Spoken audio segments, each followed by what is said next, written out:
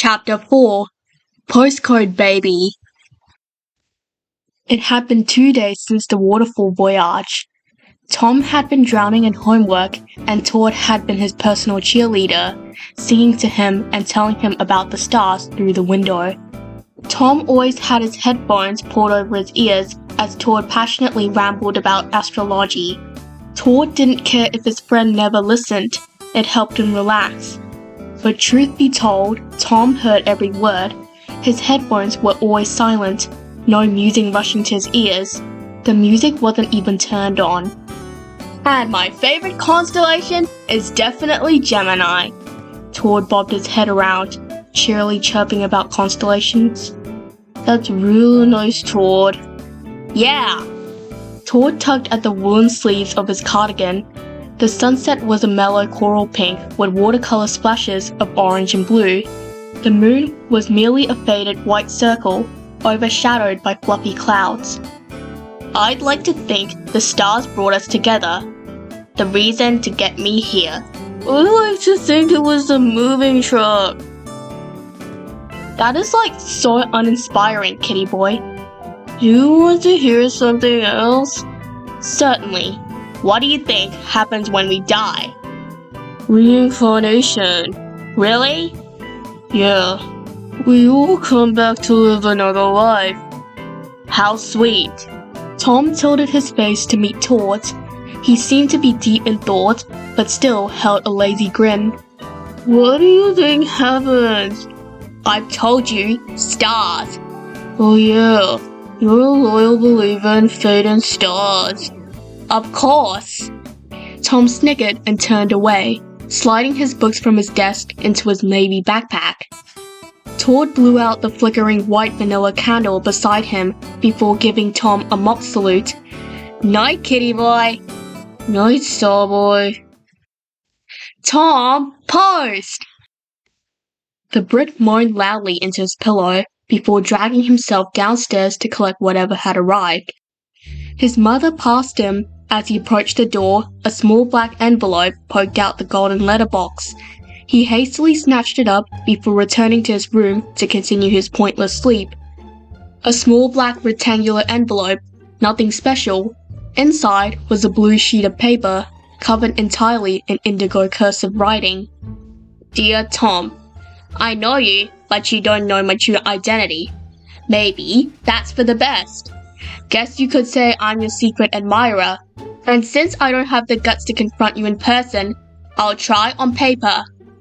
Reasons I love you. 1. Your hair you hate, but I love so much. 2. Your rare smile that lights up like stars. 3. The way you nervously fiddle with your fingers when you get flustered. I could totally name 100, but let's save them for other letters. Except more. Ever longingly, SB. SB?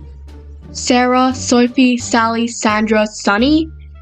Tom scratched his head, deepening himself into the identity of his admirer. Who could have sent him this? Who was so madly in love with him, he had to tell someone. Todd? Tom yanked open his silk curtains to catch a glimpse of Todd pacing by the window.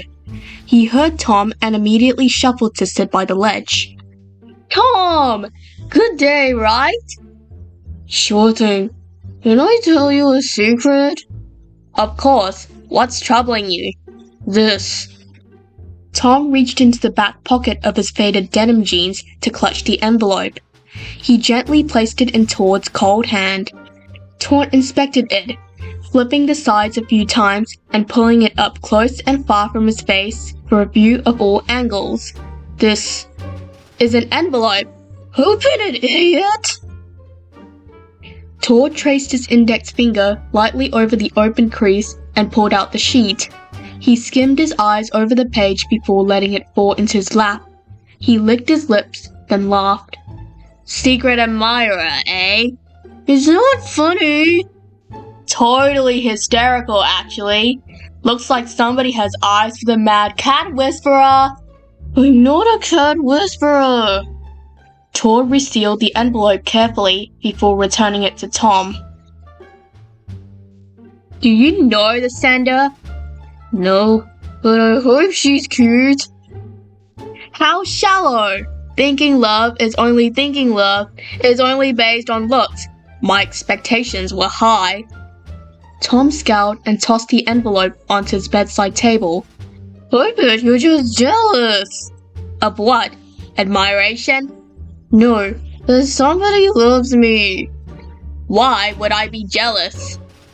Probably because nobody has ever loved you, or made you feel loved.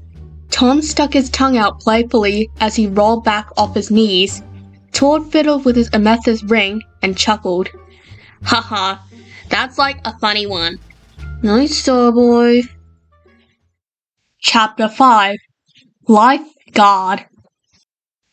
Dear Tom, reasons 4 to 6. 4. The dimples in your cheeks that curve when you smirk after you make a terrible pun. 5. Your terrible puns you crack at the worst times. Never take life seriously. 6. Your vintage rock fashion sense. Nobody can ride a flannel on their hips like you. Ever admiringly, SB. Tom formed his lips into a small O. This time, the paper was peach and the envelope was magenta. The writing was still cursive and the eyes were dotted with hearts. Tom was clueless and couldn't help but wind himself deeper into the spiderweb of questions. He sat on the cliff with Todd, legs dangling freely off the silvery rock edge, small splashes of water landing on the patent surface of his scuffed combat boots. The basin of water, forming at the base of the waterfall, reflected a distorted copy of the round shimmering moon and all the stars in sight. Todd was wearing floral jeans and a white tank top underneath a pale lemon yellow cardigan. He was tangling his fingers in Tom's headphones cord, whistling to the tune of an old, dated song. So, should I change the nickname to Loverboy now? Tom felt warm prickle at his cheeks as he folded his arms and turned his back on Todd. Why do you make fun of everything? 'Cause I don't take life seriously. It's not like I'm getting out alive. Tom sank back, pulling his legs up to his chest and staggering unsteadily to his feet. Todd mimicked the action and rose from his spot. Once off the cliff, Tom leaned himself against the rocks as Todd outstretched his arms, teetering along the edge of the waterfall pool. Tom scoffed. For having extensive knowledge for almost everything, Todd was still such a child. His tongue was poking out of his mouth in concentration. He was now only a couple steps away from Tom. Tom noted the look of concentration on his neighbor's face and couldn't stop himself. He made a small circle with his fingers and brought it to his lips. He pressed his tongue to the roof of his mouth and blew hard. Todd snapped out his trance and lunged forward out of instinct and utter fear. He gripped the closest thing to him, Tom, and toppled into the freezing water body. Bubbles formed and mercilessly bustled past the two boys, letting them sink deeper into the bath of icy water.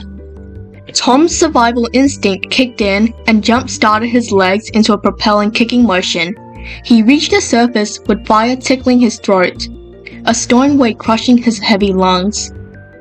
His eyes were blurred and stinging excruciatingly.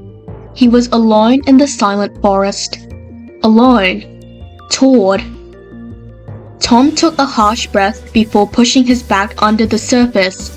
His hands desperately searched before brushing the grafts of knitted fabric. He clutched it tightly and hoisted the weak body into his arms. Todd was hauled onto the dry land. His vision would come and go in waves unexpectedly. Tom was hovering over him, gently slapping his cheek. Todd reached his hand up and swatted away the other teen's hand. He spluttered and coughed before rolling onto his side to spill the water flooding his mouth. You can't swim? Nope, never learned. Why didn't you tell me? Well, I never really thought I'd be lucky enough to swim with you. Todd gave a wink as Tom registered the situation. Tom glanced at himself. His black shirt was soaked through, hugging his chest and clinging to his shoulders. His jeans were soggy and admittedly uncomfortable, whilst his combat boots became heavy around his ankles. Toad's golden brown hair had fell down in front of both of his eyes. With the weight of the rushing water, small droplets falling from the loose strands, his white tank top became almost transparent, outlining the shape of his stomach. Tom heaved a wheezy breath. His mismatched shallow pants were synced with Toad's. The panting soon faded into a fit of quiet laughter. Toad coughed, tears brimming his heterochromic eyes. "I nearly drowned!" "You can't swim? You nerd!" "You saved me. I guess I'm eternally indebted to you." "How did it feel nearly dying?" "I may have been on the verge of death, but it was like the most alive I've ever felt." The two teens continued their shaky giggling. "You could be like a lifeguard, Tom." "A lifeguard?" "Yes, guard my life for me, Tom."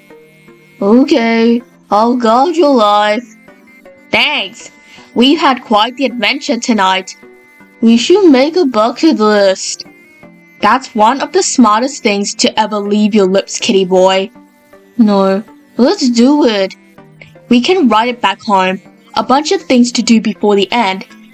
"Let's make a bucket list then."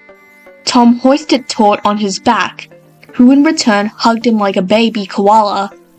He hummed softly into the gap of Tom's shoulder blades, slowly but surely falling asleep.